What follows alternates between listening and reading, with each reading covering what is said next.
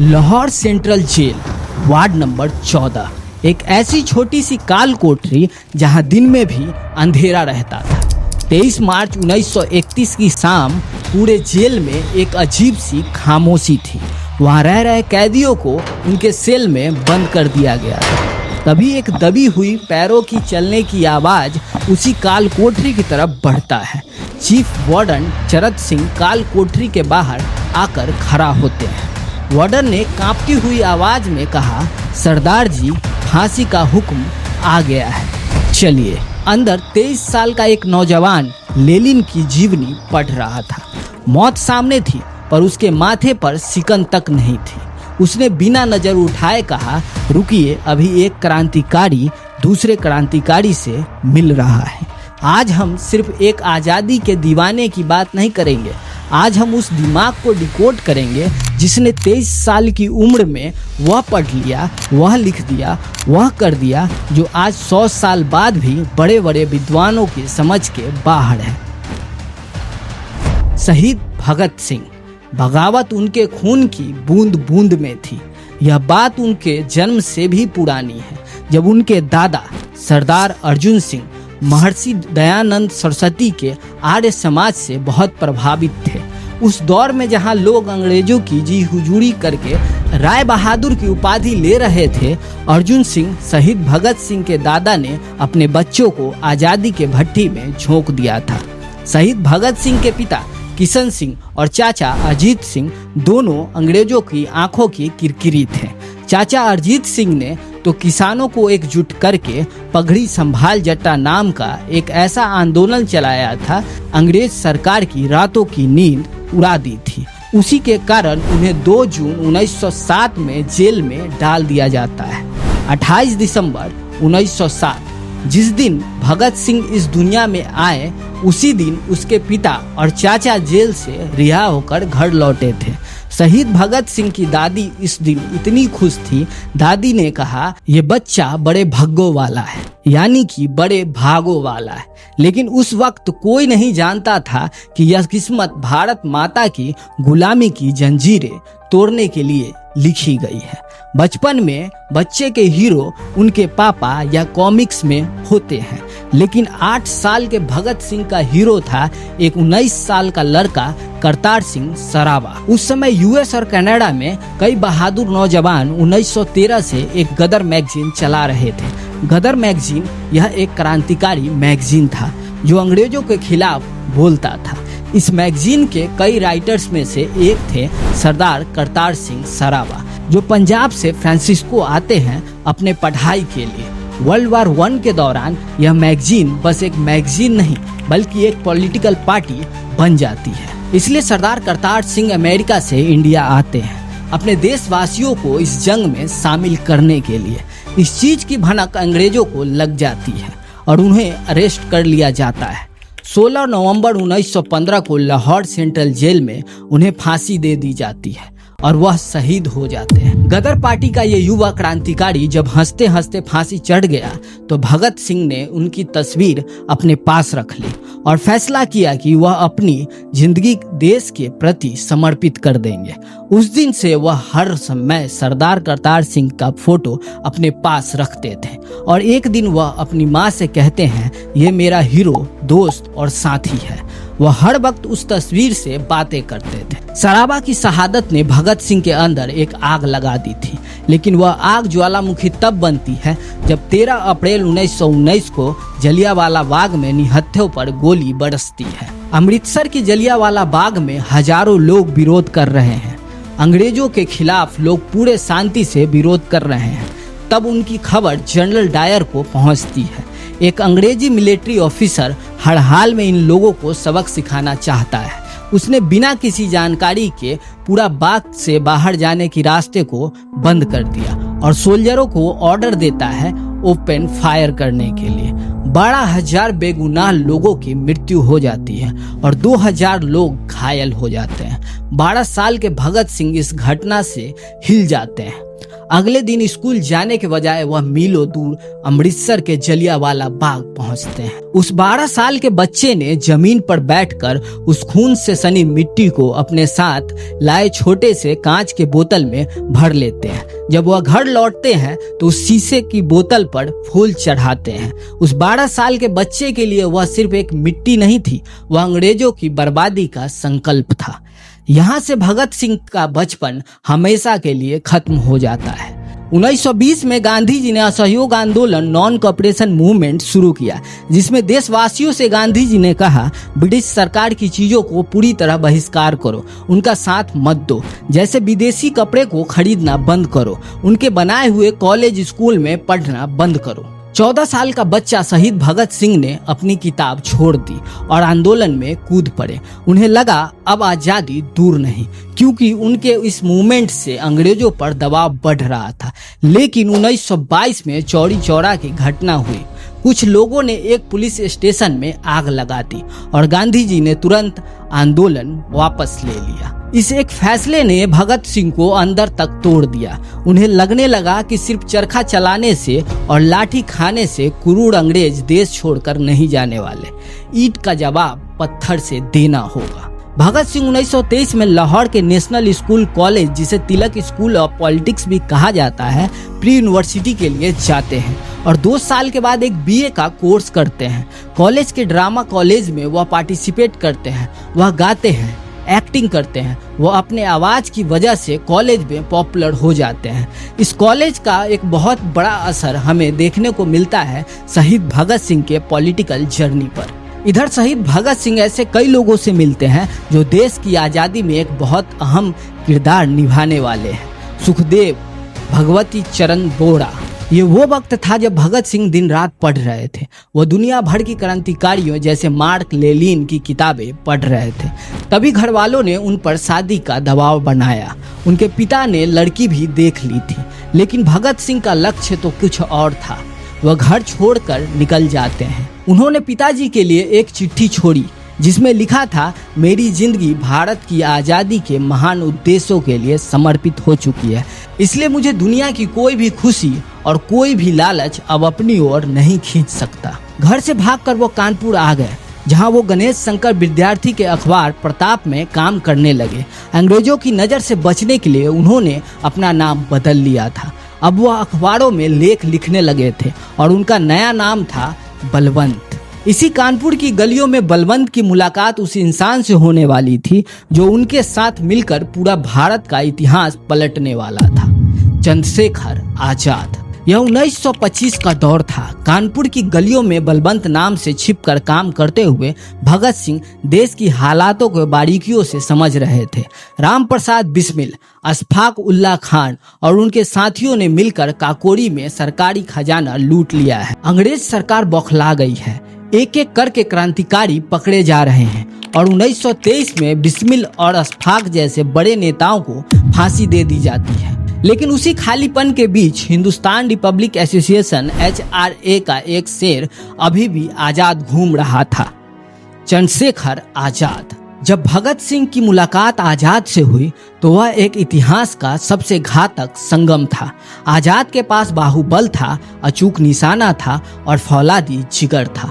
वही भगत सिंह के पास तेज दिमाग था, दुनिया भर के क्रांतिकारियों का ज्ञान था और लिखने की ताकत थी। शहीद भगत सिंह की एक बहुत ही खास आदत थी, वह बिना पढ़े बिना समझे कदम नहीं उठाते थे। वह आजाद से कहते थे कि सिर्फ पिस्तौल की गोलियों से अंग्रेज नहीं डरेंगे, हमें आवाम के दिमाग में क्रांति के विचार डालने होंगे। आजाद ने भगत की इस वैचारिक ताकत को पहचान लिया और अपने सबसे करीबी दोस्तों में से एक बना लिया। अक्टूबर 1926 लाहौर में दशहरा का मेला लगा है।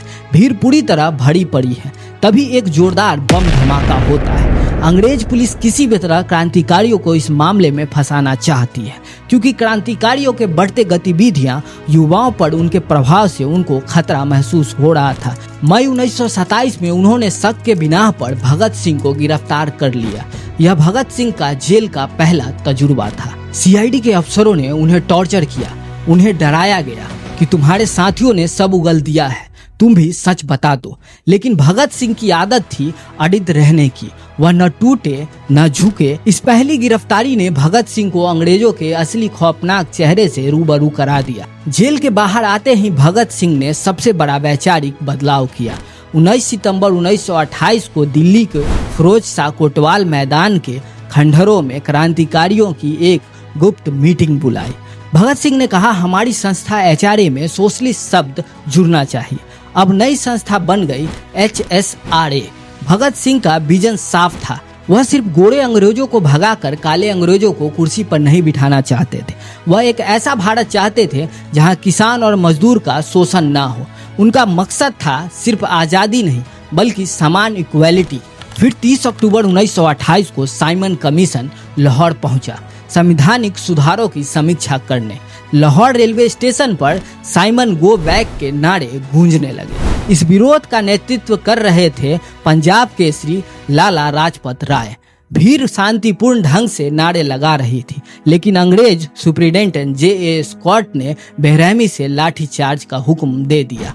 अंग्रेजों के सिपाहियों ने बुरी तरीके से लाठीचार्ज शुरू कर दिया। लाला जी के सर पे इतनी लाठियां लगी कि लाला जी खून से लथपथ हो गए और उन्होंने कहा, मेरे शरीर पर पड़ी एक एक लाठी ब्रिटिश साम्राज्य के लिए ताबूत की कील साबित होगी। 17 नवंबर 1928 को लाला जी शहीद हो गए। पूरा देश रो रहा था, लेकिन HSRA के नौजवानों का खून खौल रहा था। लाला जी की मौत का बदला लेना अब उनकी पहली जिद बन गई थी। एक फैसला लिया गया, लाला जी की मौत का बदला लाठीचार्ज का आदेश देने वाले स्कॉट की हत्या करके लेंगे। जयपाल को स्कॉट की पहचान करने भगत सिंह राजगुरु को गोली चलाने की जिम्मेदारी दी गई। 17 दिसंबर 1928 को लाहौर के जिला पुलिस मुख्यालय के बाहर आज़ाद, भगत सिंह, सुखदेव और राजगुरु छिपकर खड़े थे। जैसे ही एक अंग्रेज अफसर मोटरसाइकिल पर बाहर निकला, जयपाल ने इशारा कर दिया।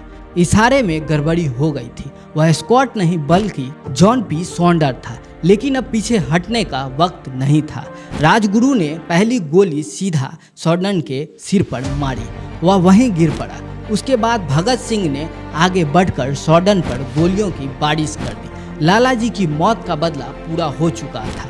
भागते हुए जब एक पुलिस वाले ने उनका पीछा किया तो आजाद ने उनका रास्ता रोका और कहा, मैं किसी हिंदुस्तानी का खून बहाना नहीं चाहता। पर वह पीछे नहीं हटा तो आजाद ने उसे वहीं गोली मार दी। पूरे लाहौर में नाकाबंदी हो गई और अंग्रेजों ने चप्पे चप्पे पर फोर्स लगा दी, पर उन क्रांतिकारियों को रोक पाना अंग्रेजों की बस की बात नहीं थी।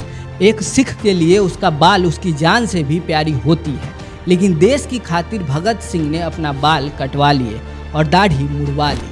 अगले दिन वो अंग्रेजी बाबू के भेष में दुर्गा भाभी, क्रांतिकारी भगवती चरण बोहरा की पत्नी और उनके छोटे बच्चे को अपना बच्चा और उनकी पत्नी को अपनी पत्नी बताकर पहली क्लास की ट्रेन में बैठकर अंग्रेजों की आंखों में धूल झोंक कर कलकत्ता निकल जाते हैं। अंग्रेज उन्हें ढूंढते रह गए और शेर उनके पिंजरे से फरार हो चुका था। स्कॉट वध के बाद अंग्रेज सरकार खौफ में थी, लेकिन शहीद भगत सिंह सिर्फ एक हत्यारे के रूप में नहीं जाना चाहते थे, बल्कि वह चाहते थे कि दुनिया उनके विचारों को सुने। 1929 में अंग्रेज सरकार एक बहुत ही काला कानून पास करने जा रही थी, पब्लिक सेफ्टी बिल और ट्रेड डिस्ट्रीब्यूट बिल। ये कानून सीधे तौर पर मजदूर और भारतीयों की आज़ादी छीनने वाला था। HSRA ने तय किया कि इसका विरोध एक धमाके से करेंगे, लेकिन इस बार मकसद किसी को मारना नहीं था बल्कि अपनी आवाज़ उठाना था। 8 अप्रैल 1929 दिल्ली की सेंट्रल असेंबली खचाखच भरी थी। भगत सिंह और बटुकेश्वर दत्त विजिटर गैलरी में खड़े थे। जैसे ही बिल पेश होता है, भगत सिंह असेंबली के खाली हिस्सों में बम फेंक देते हैं, क्योंकि उनका मकसद किसी का जान लेना नहीं था।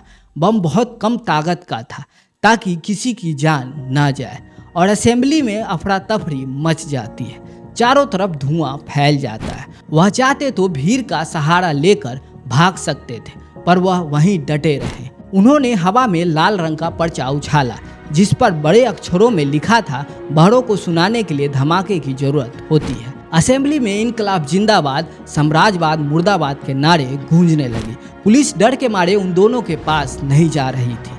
आखिरकार शहीद भगत सिंह और दत्त ने खुद अपनी पिस्टल नीचे रख दी और अपनी गिरफ्तारी दे दी। यह सरेंडर नहीं था, यह एक सोची समझी राजनीति थी ताकि कोर्ट को वह अपना मंच बना सके, अपनी बात पूरे देश तक पहुंचा सके। गिरफ्तारी के बाद शहीद भगत सिंह और बटुकेश्वर दत्त पर असेंबली बम कांड का केस चला। उन्हें उम्र कैद की सजा हुई, लेकिन जब पुलिस को सॉर्डन मर्डर में शहीद भगत सिंह के शामिल होने का पता चला तो उन्हें लाहौर जेल में ले जाया गया, जहां भगत सिंह ने एक अलग ही जंग छेड़ दी। अंग्रेज की जेलों में यूरोपीय कैदियों को अच्छा खाना, किताबें मिलती थी, जबकि भारतीय राजनीतिक कैदियों को जानवरों से भी बदतर खाना दिया जाता था।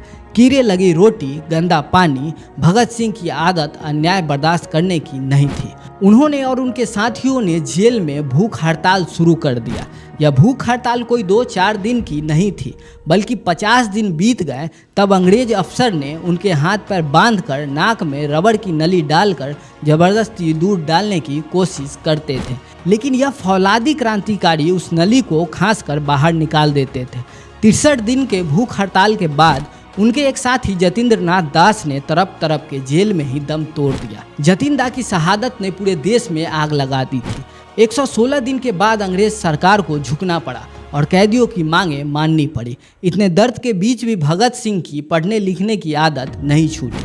फांसी के इंतजार में शहीद भगत सिंह जेल की उस काल कोठरी में उन्होंने कई पन्ने लिखे। उनकी सबसे मशहूर किताब है मैं नास्तिक क्यों हूँ। उसी काल कोठरी में लिखी गई, जिसने साबित कर दिया कि वह सिर्फ एक बागी नहीं थे, बल्कि भारत के सबसे बड़े विचारकों में से एक थे। लाहौर केस में भगत सिंह, सुखदेव और राजगुरु को फांसी की सजा सुनाई गई। फांसी का दिन मुकर्रर हुआ 24 मार्च 1931 की सुबह।